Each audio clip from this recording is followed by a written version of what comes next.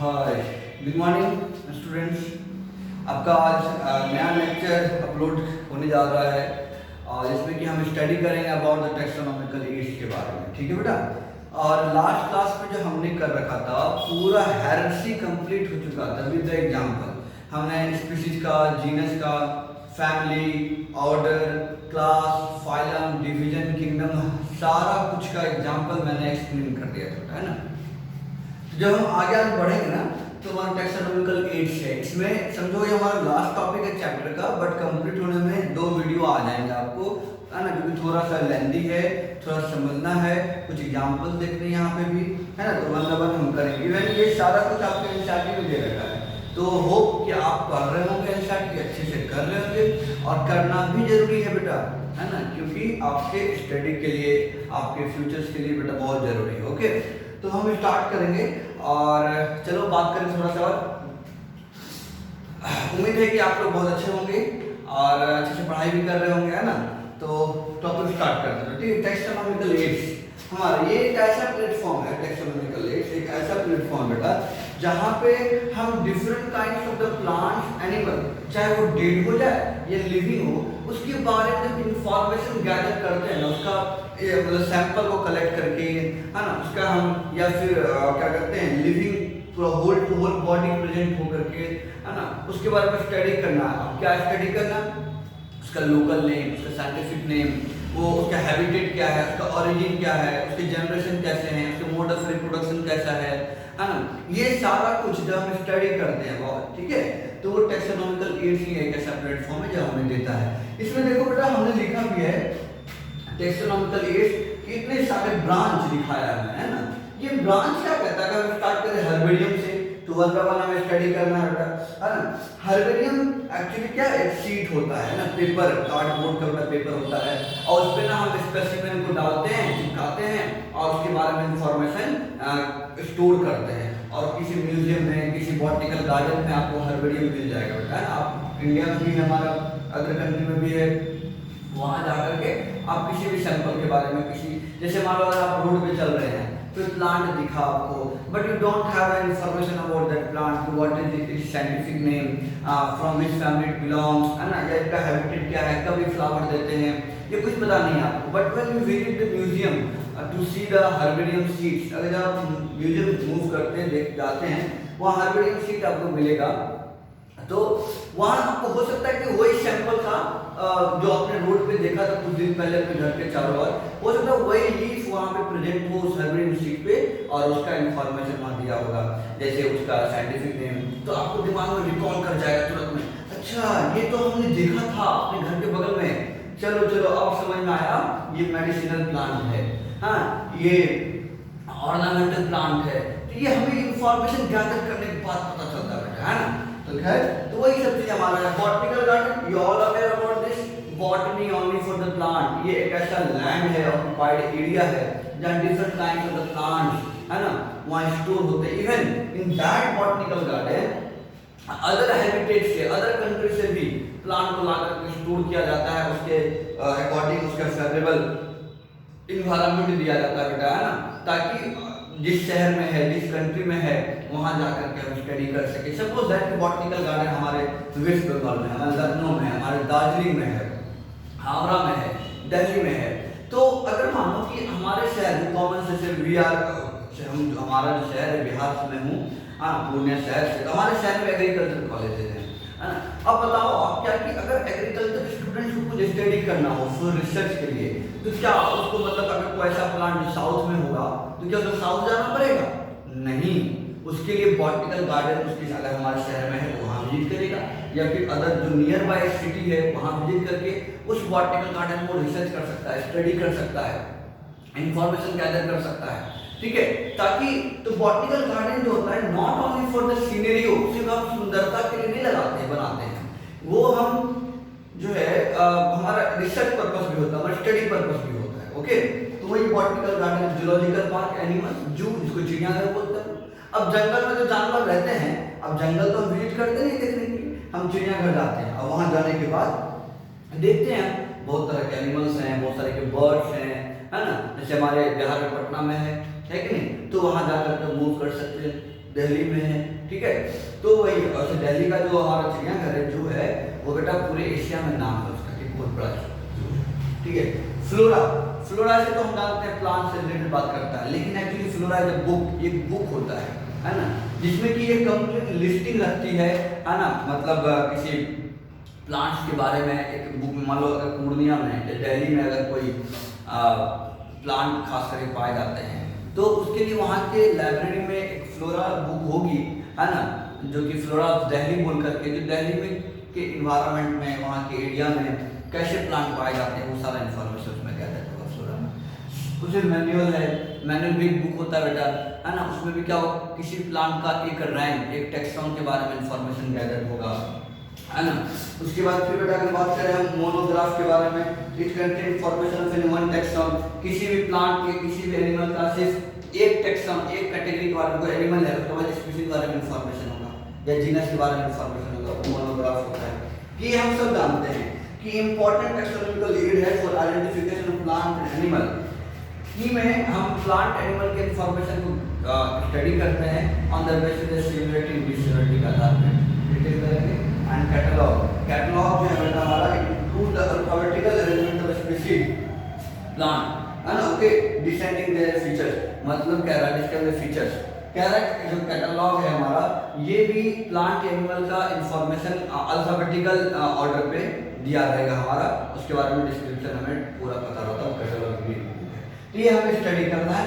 तो यहाँ लिखा भी है they are the collection of sample और preserve organism, collection of sample या फिर प्रिजर्व ऑर्गेनिज्म जो हम जमा करके रखे पढ़ने के बाद भी, है ना, which help in extensive research for the identification of various taxonomical hierarchy, ताकि वो प्लांट या एनिमल का जो बेटा, है ना, अच्छे से हम पता कर सके, उसके बारे में रिसर्च कर सके, जानकारी दे सके, वो टैक्सोनॉमिकल एड्स।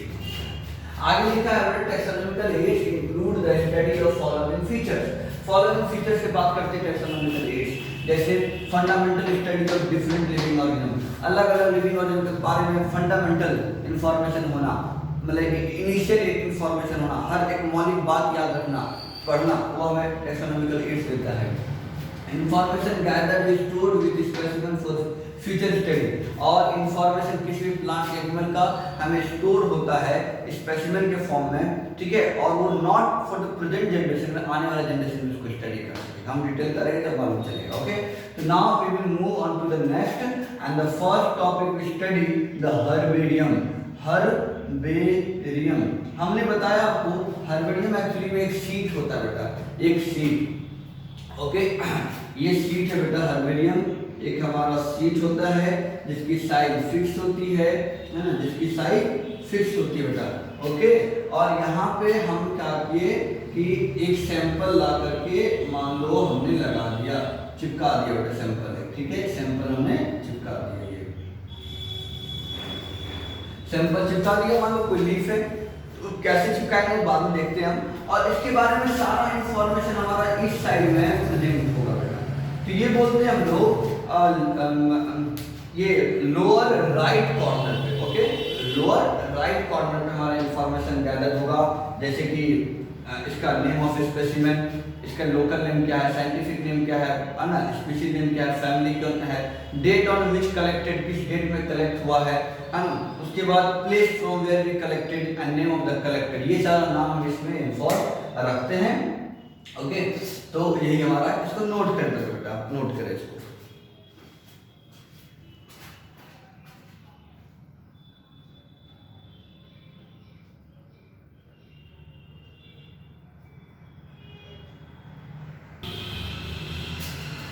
ओके बेटा, आते हैं हम लोग, हम यहाँ बात कर रहे थे हर्बेरियम के बारे में, है ना, देखो ये हर्बेरियम है, ये सीट है बेटा, हर्बेरियम का सीट है, ठीक है।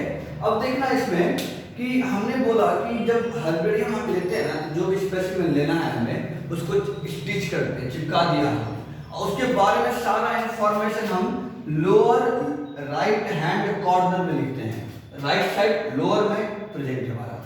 लेकिन बेटा ये हर्बेरियम का जो सीट है, इसकी साइज फिक्स होती है 41 सेंटीमीटर और 29 सेंटीमीटर, यानी 41 × 29 सेंटीमीटर स्क्वायर।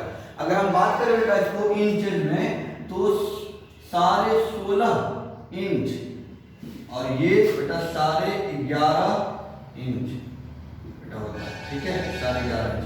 तो ये इंच में भी ऐसे हमको करके आ जाता है, क्वेश्चन कैसे भी आ सकते हैं।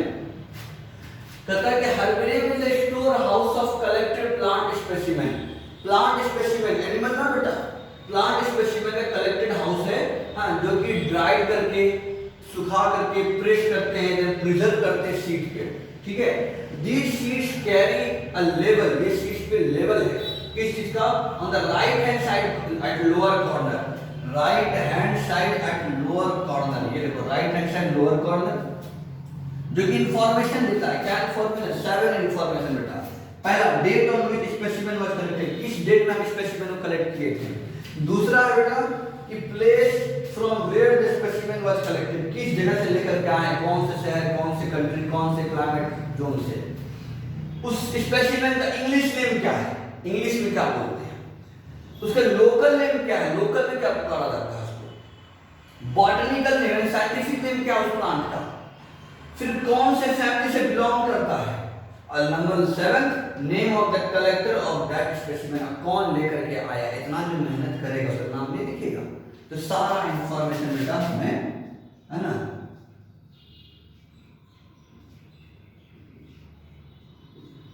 टोटल 7 इंफॉर्मेशन हमें यहाँ पे दिया रहता है बेटा, ओके। और हम इसके बारे में स्टडी करते हैं। ये हमारा हर्बेरियम के बारे में बात कर रहे हैं, ठीक है, हर्बेरियम सीट के बारे में। कुछ एग्जांपल लिखूंगा हम यहाँ पे कि एग्जांपल है कि हमारा कहाँ कहाँ कुछ एग्जांपल है, जैसे royal botanical garden, royal botanical garden, पता है कहाँ बेटा, ये कीवी से है, कीवी इंग्लैंड बेटा, ठीक है। और दूसरा हम बात करेंगे central botanical garden, central national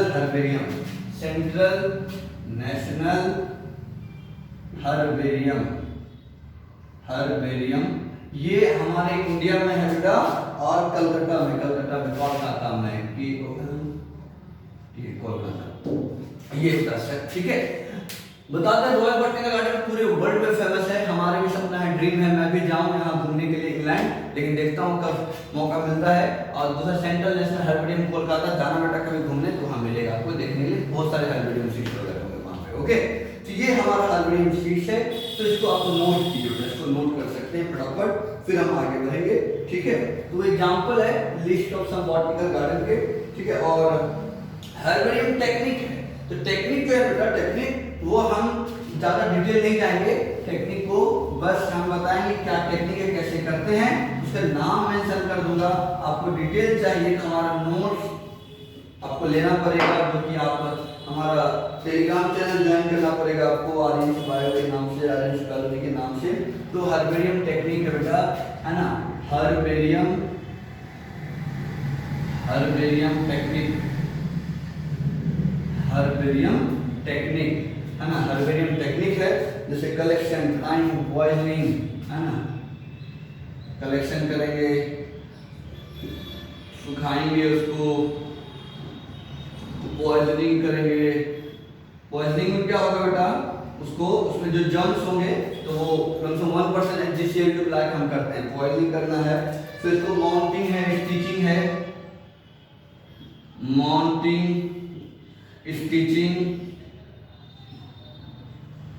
और माउंटिंग स्टिचिंग के बाद होगा आपको लेबलिंग, और नंबर 7 लास्ट का बेटा वो है डिपोजिशन, ठीक है, डिपोजिशन। तो ये हमारा टेक्निक है, हर्बेरियम 7 टेक्निक का इस्तेमाल करके हम काम करते हैं, ठीक है। कलेक्शन के सुखाएंगे, पॉलिशिंग करेंगे, माउंटिंग, स्टिचिंग, लेबलिंग, वीडियो गम लगा के चिपका देना है, और डिपोजिशन से उसको सीट में बैठा के दिखाना है।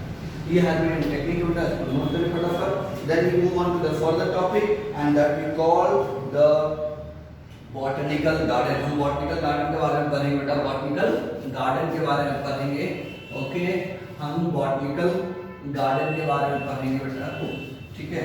तो हमें पता है कि बॉटनिकल गार्डन जो है, हमें पता है बॉटनिकल गार्डन के बारे में कि एक ऐसा एरिया है जहाँ नंबर ऑफ प्लांट है, या फिर हम एक ऐसा botanical garden botanical garden, botanical garden है। It is an institution located, it is N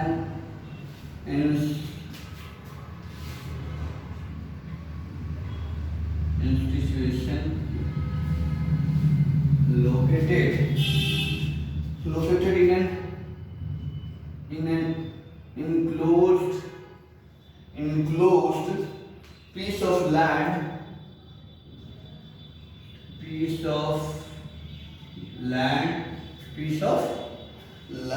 which grows numerous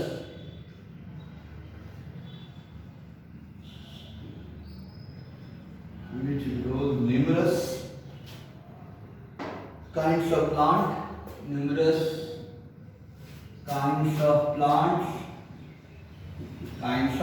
plants, okay, obtained from different places,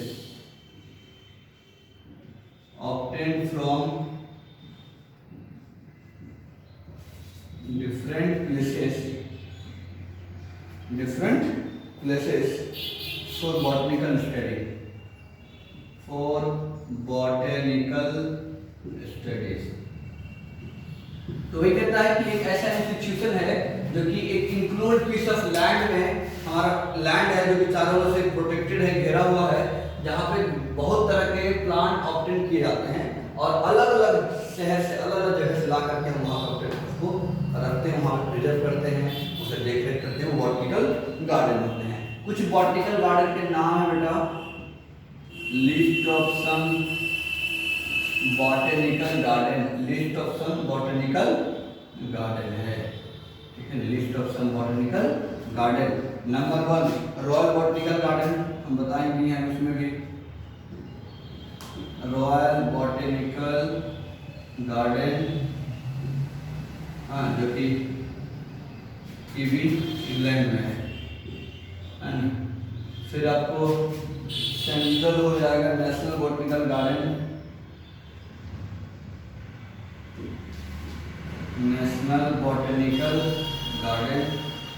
ये सब थियोरेटिकल है बेटा, सब ध्यान रखना पड़ेगा आपको। लखनऊ में है ना, लखनऊ में, तो इंडिया सबको पता है लखनऊ, ओके। उसके बाद मिल जाएगा आपको Indian botanical garden Howrah, Indian botanical garden है ना, West Bengal, okay. Then Lloyd, एक है हमारा लिलवॉयड, LLOYD, ये हमारा बॉटनिकल गार्डन है, ओके। लिलवॉयड बॉटनिकल गार्डन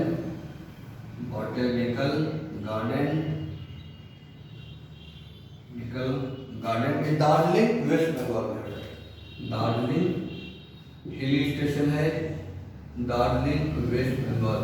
तो बेटा ये आप घूमने जा सकते हैं आराम से, है ना, कोई दिक्कत नहीं है, लोग जाते हैं, घूमते हैं, है ना। यही हमारा लिस्ट ऑफ बॉटनिकल गार्डन था। तो ये बॉटनिकल गार्डन भी कंप्लीट हो गया, है ना। अगर हम बात करें इसमें, इतना नोट करें, फिर आगे देखते हैं।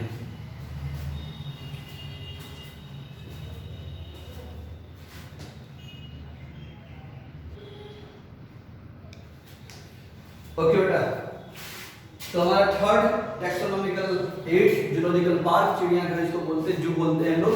तो very commonly known as zoo and zoological park are the place where living live wild animal, है ना, live wild animals are kept in the protected environment.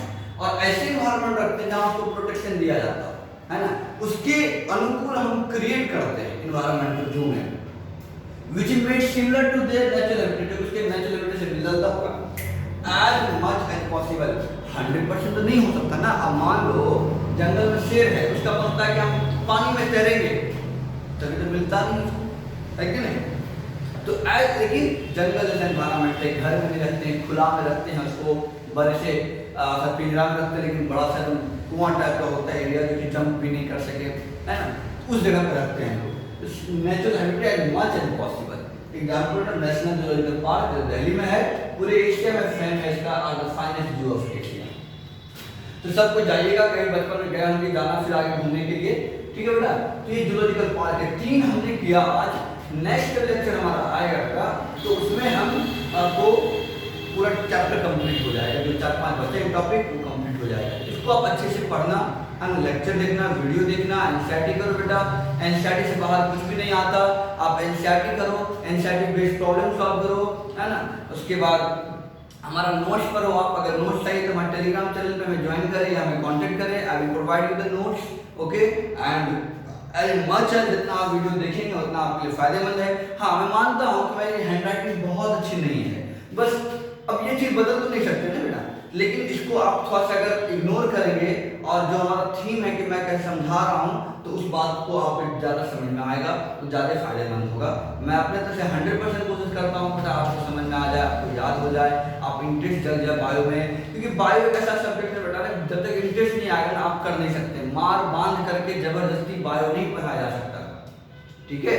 आप फिजिक्स में वीक हैं तो आप करोगे क्या कि हाँ चलो पढ़ लेता हूँ, फिजिक्स जो है पास कर जाऊंगा, नंबर ले आऊंगा, लेकिन बायो में पढ़ लेता हूँ वाली बात ही नहीं आएगी। पढ़ना है, इंटरेस्ट है तो पढ़, छोड़ दो मत पढ़ो बेटा। इसके जैसा इंटरेस्टिंग, बायो जैसा इंटरेस्टिंग कोई सब्जेक्ट नहीं हो सकता, और टफ का टफ भी है। ये हमें मेडिकल के एंट्रेंस में 50% वेटेज रखता है, और फिजिक्स केमिस्ट्री 50%। तो चलो, तो इम्पोर्टेंट तो है ना, हमारा भी 11th हमने स्टार्ट किया है। फिर नेक्स्ट एक वीडियो में चैप्टर खत्म हो जाएगा, फिर बायोलॉजी का क्लासिफिकेशन करूंगा। बहुत जल्द मैं आप लोग को क्लास 12 का वीडियो लेकर के आने वाला हूँ। बहुत बच्चे का रिक्वेस्ट है क्लास 12 की वीडियो अपलोड करें। ये हमारा नया प्लेटफॉर्म है, पहली बार मैं कर रहा हूँ, तो जो जैसा होगा as much as possible I am trying to give the best on the online platform, on this YouTube platform. I know that the classroom study is more effective, that one is more effective and this one is less, but I am trying to give the best।